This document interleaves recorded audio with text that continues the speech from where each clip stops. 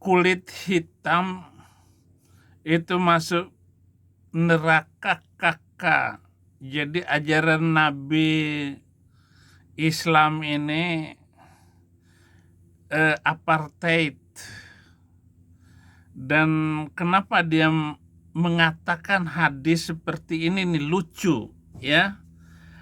Saya menanggapi video kakak kita di Papua bahwa Papua itu memerlukan ustadz-ustadz di sana.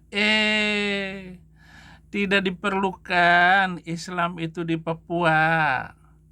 Orang Papua udah keras kayak begitu, ditambah Islam ya tambah kacau. Walaupun Anda aktivis Muhammadiyah, tapi mari kita dengar ya.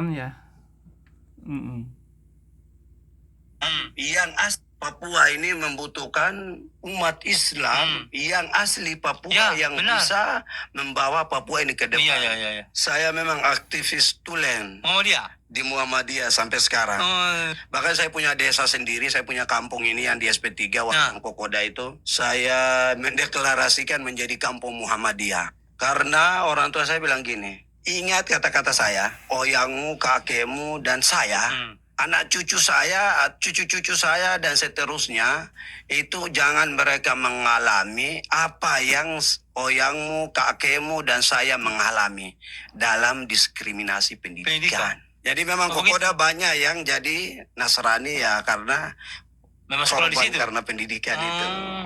Berdasarkan pikiran itu kemudian itulah ya saya ingin bergandeng dengan Muhammadiyah karena anak cucunya biar sekolahnya itu sekolah dari yang di bawah naungan Islam. Papua ini membutuhkan. Iya, karena itu jadi tidak diperlukan itu kakak. Islam itu nggak diperlukan oleh orang Papua.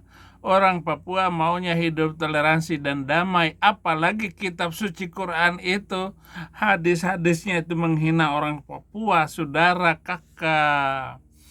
Hadis Ahmad nomor 26216 haddatsana Haitsamun wa sami'tuhu ana minhu qala haddatsana Abu Rabi an Yunus an Abi Idris an Abi Darda an Nabi sallallahu alaihi wasallam qala khalaqallahu Adama hina khalaqahu fadaraba katifah al-yumna fa akhraja dzurriyyatan bayda ka'annahum dzarrun wa daraba katifahu al-yusra fa akhraja dzurriyyatahu sauda ka'annahum al-humamu faqala lilladzina fi yaminihi ilal jannah wala ubali wa qala lilladzina fi kaffihil yusra ilan nar wala ubali. Saya tidak mikirin. Jadi diceritakan kepada kami Haitham, dan aku telah mendengar darinya, dia berkata telah menceritakan kepada kami Abu Rabi dari Yunus, dari Abu Idris, dan dari Abu Darda. Nah, Abu Darda itu yang sahabat Nabi langsung. Dari Nabi Shallallahu Alaihi Wasallam beliau bersabda, ketika Allah menciptakan Adam, Allah memukul bahunya yang sebelah kanan, maka keluarlah keturunan berkulit putih seperti molekul, dan memukul bahu bagian kirinya, kemudian keluar keturunan yang berkulit hitam seperti arang. Maka Allah berkata kepada yang di bagian kanannya, masuklah ke dalam surga dan aku tidak peduli, pokoknya masuk, pokoknya kulit putih masuk surga. Kemudian berkata kepada yang di bagian kirinya, masuklah ke dalam neraka dan aku tidak peduli. Wah, kamu masih mau agama yang begitu nggak beres ini kakak? Nggak jelas itu. Atau ya mungkin bakalan laku keras itu, suntik pemutih badan itu.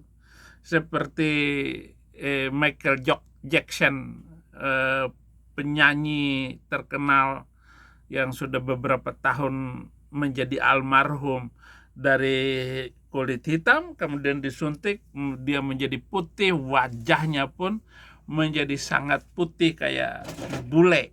Jadi begitu. Supaya masuk surga kan harus putih. Nah, kulit kakak itu ada Ustadz Garamatan itu, Fadlan Garamatan.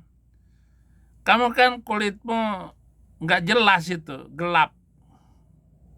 Dan apa kata hadis nabimu? Pasti masuk neraka.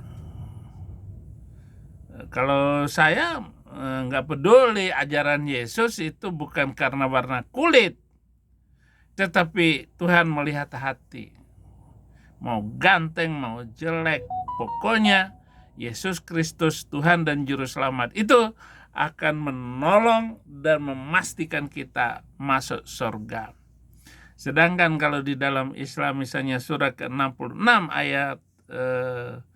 ayat 8, ya ayyuhalladzina amanu tubu ilallahi taubatan nasuha asa rabbukum ayyukaffir ankum sayyiatikum. Jadi bunyinya begini, hei orang-orang yang beriman, bertaubatlah kepada Allah dengan taubat yang murni, mudah-mudahan Allah memasukkan kamu ke dalam tempat surga maksudnya. Sudah beriman, sudah bertaubat, masih mudah-mudahan. Apalagi kamu. Jadi nggak ada kepastian di dalam agama, di dalam Islam itu. Hanya Yesus yang memastikan kita masuk surga. Misalnya Yohanes 10 ayat 28, Yohanes 6 ayat 47, catat baik-baik itu, dan juga Roma 5 ayat 9 dan 10. Itu tertulis semua pasti. Kalau di Quran tadi mudah-mudahan. Surat ke-66 ayat 8, sudah beriman, sudah bertaubat, mudah-mudahan. Bagaimana yang gak bertaubat, yang sholatnya aja Senin Kemis? Ya ini sudah beriman, sudah bertaubat, mudah-mudahan. Inilah susunan kalimat yang saya tidak paham mengerti dari Tuhan pencipta langit dan bumi, tetapi salah menempatkan, tidak bisa memberikan jaminan. Tetapi Yesus menjamin masuk surga. Terima kasih. Tuhan Yesus memberkati.